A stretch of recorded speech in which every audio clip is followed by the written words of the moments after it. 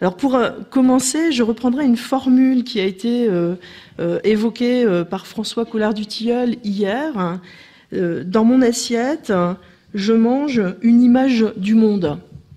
Et quelque part, ça résume effectivement quelque part la logique qui peut prévaloir dans l'acte de consommer de tout un chacun.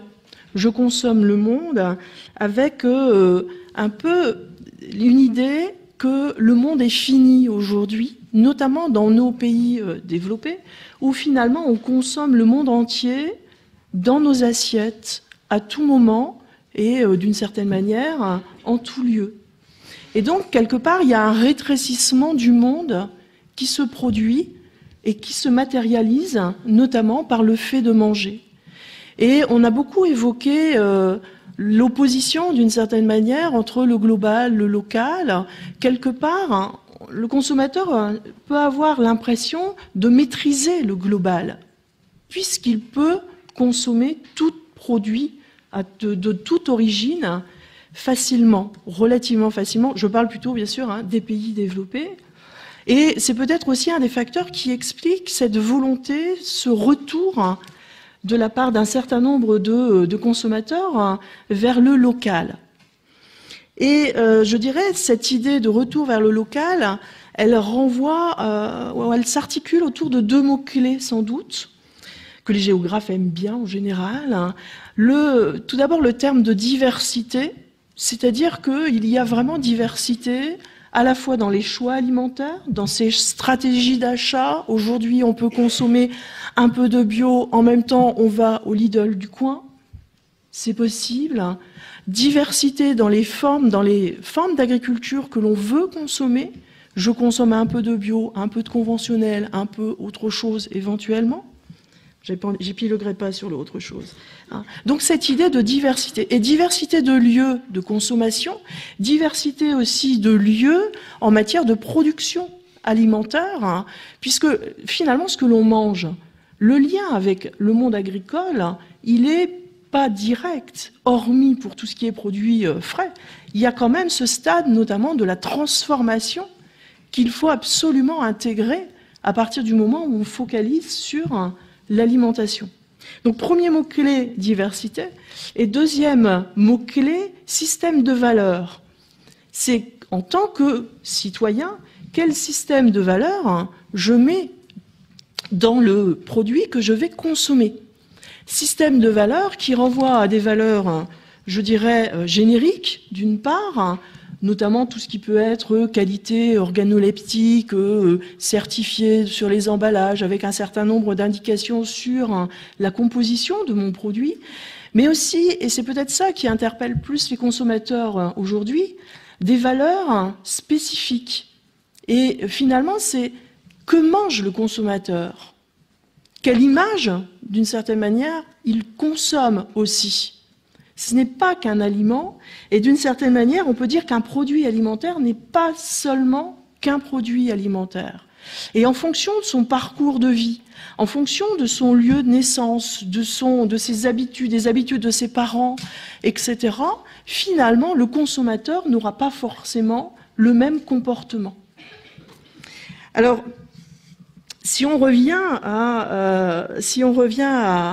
à cette idée de principe pour un droit, je ne suis pas juriste, je n'irai sûrement pas dans le domaine des juristes, mais c'est vrai que cette question du local, elle peut être abordée à partir de trois questions. On en aurait plus, mais partons déjà de ces trois questions. Tout d'abord, le produit local est-il un bon produit ? Est-ce que parce que c'est produit localement, finalement, c'est meilleur ?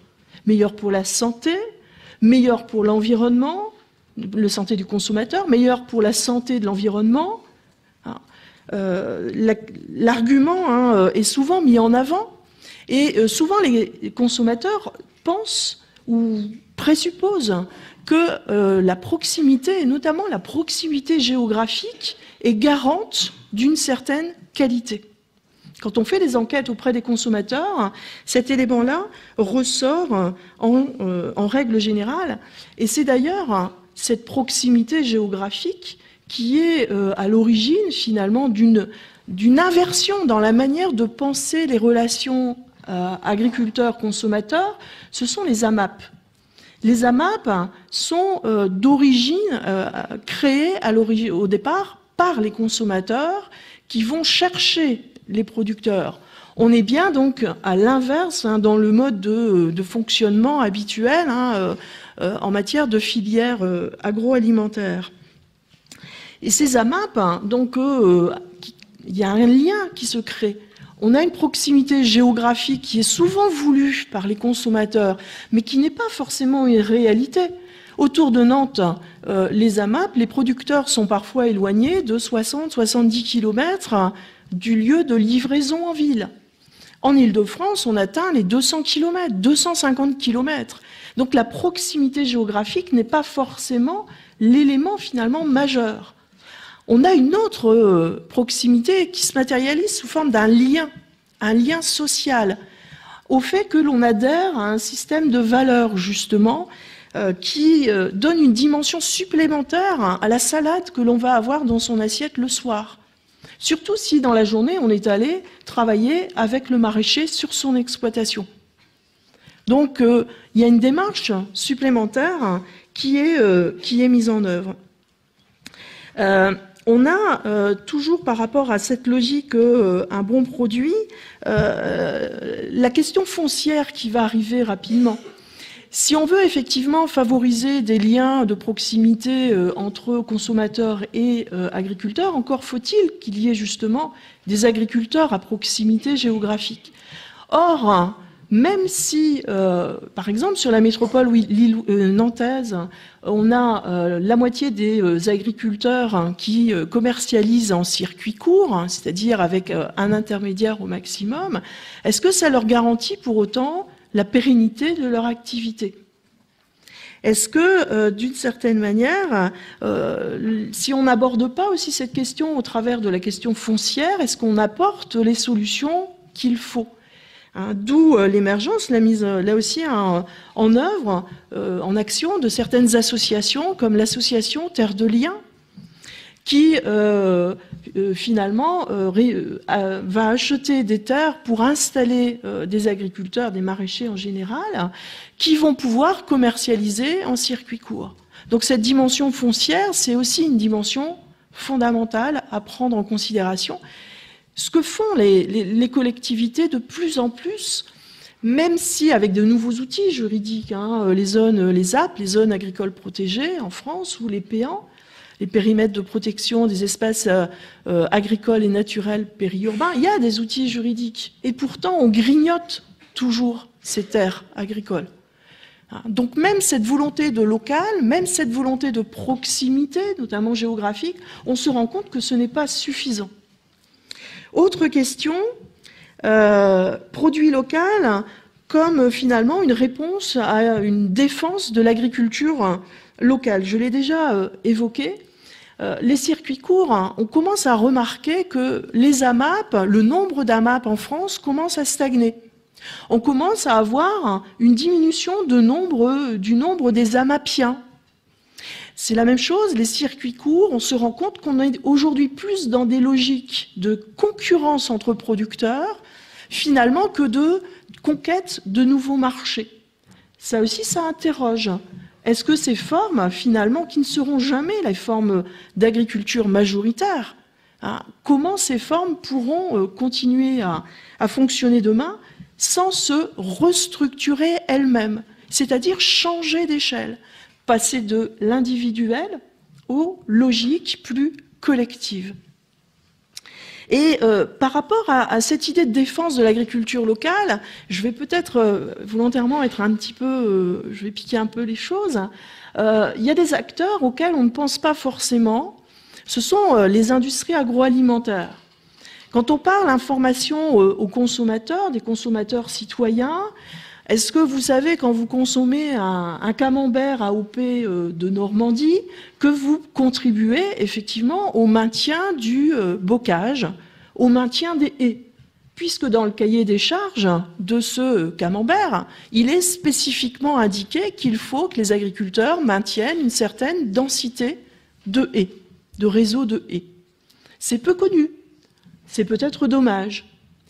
De même, quand vous avez dans les circuits longs des industriels comme Bonduelle, je suis originaire de la région Nord et j'ai travaillé justement notamment sur cette entreprise qui a un cahier des charges à faire frémir.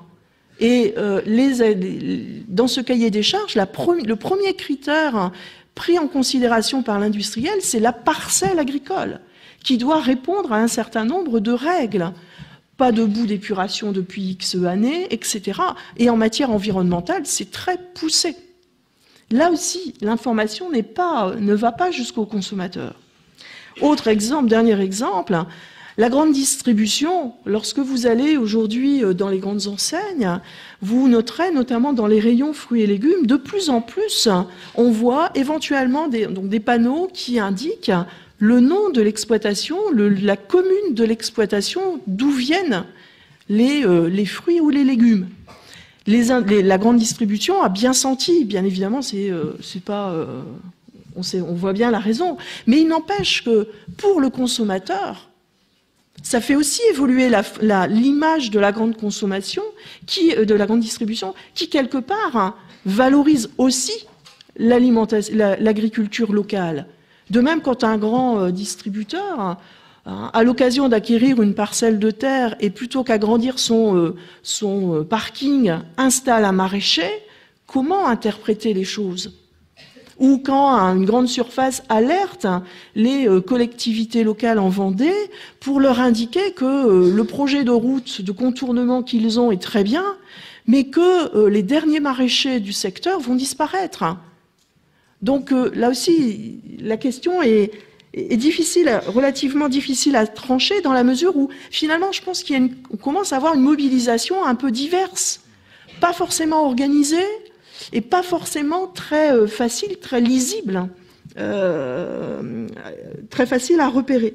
Et de même, que dire de certaines villes qui se réapproprient complètement leur agriculture, entre guillemets, périphérique, comme la ville d'Aix-en-Provence qui a aménagé les halles de Provence, où viennent commercialiser les agriculteurs locaux. Mais c'est une très belle vitrine. On est aujourd'hui aussi dans les villes avec cette idée un peu de marketing territorial et de mise en vitrine de l'agriculture locale. Dernière question, parce qu'on pourrait continuer, sachant que certaines de ces démarches fonctionnent, d'autres moins. Sur Angers, par exemple, pour préserver les prairies humides dans les vallées angevines, a été mis en place, existe toujours d'ailleurs, une marque spécifique. C'est aussi un autre biais possible. La marque L'Oiseau et l'éleveur, pour justement favoriser le maintien de cet élevage extensif dans les prairies humides. Les consommateurs sont avertis, les consommateurs disent très bien, démarche très intéressante. Mais finalement, économiquement, ça ne passe pas. Et ce n'est pas le seul exemple, justement, de mise en avant de ces agricultures locales par différents canaux et sans résultat concret au bout de 3 ans, 5 ans, éventuellement, la démarche tombe à l'eau. Dernier point, produits biologiques ou local? La question est souvent posée, notamment au niveau de la restauration collective. La restauration collective a ceci de particulièrement intéressant que, il y en a partout sur le territoire. Donc, quelque part, c'est un débouché intéressant et facile pour les agriculteurs, quelle que soit leur localisation. Ce qui n'est pas vrai pour tous les circuits de commercialisation. Et globalement, les collectivités locales ont saisi, là aussi, la demande de nombreux parents qui s'interrogent sur l'alimentation proposée aux enfants aux cantines scolaires. Et un certain nombre, avec pour avantage que ces lieux, les écoles, sont des lieux d'apprentissage.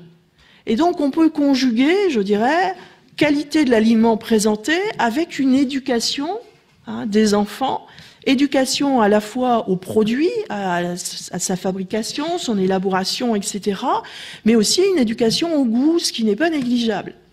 Et beaucoup de collectivités, dans un premier temps, souvent se disent on va privilégier des produits bio dans les cantines. Le problème, c'est que généralement, il n'y a pas suffisamment de production biologique autour de tous les établissements pour assurer cet approvisionnement.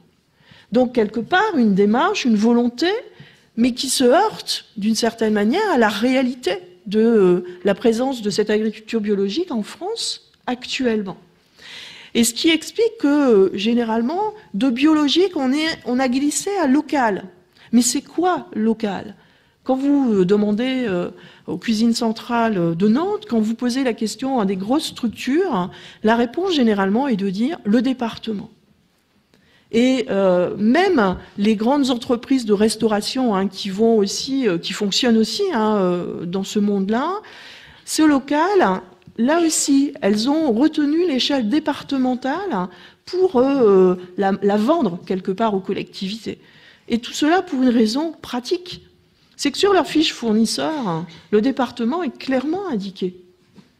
S'il fallait chercher à une autre échelle, ça leur compliquerait bien trop l'existence. Et ils ne sont pas prêts à aller dans cette démarche-là. Donc on a progressivement tout un certain nombre d'expériences, je dirais, de la fourche à la fourchette, l'expression bien connue, mais qui fleurissent, qui se sont multipliées, qui amènent à un véritable, je dirais, feuilletage de l'espace, avec des démarches qui ne se recoupent pas forcément, même si elles portent sur un peu les mêmes produits, avec une question, quand on regarde le nombre d'IGP qui concerne le département de Vendée, on en est à 8 aujourd'hui, retenues, connues, qui chacune fonctionne avec son propre périmètre, avec une constante pour l'IGP Maugette de Vendée, ce petit haricot blanc, qui n'est pas à l'échelle, qui ne comprend pas la totalité du département. Toutes sont sur le département. Est-ce que parce qu'il y a autant d'IGP dans ce département, c'est un département de qualité alimentaire ou de qualité agricole, agroalimentaire? La question peut être posée.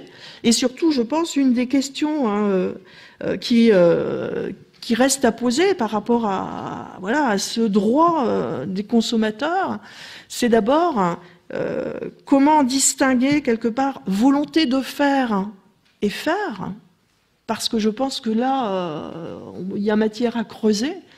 Et d'autre part, pour le consommateur, est-ce qu'il n'y a pas déjà trop d'informations éventuellement? Quel sens ça peut avoir de vouloir aller vraiment au plus loin dans l'information du consommateur? Merci de votre attention.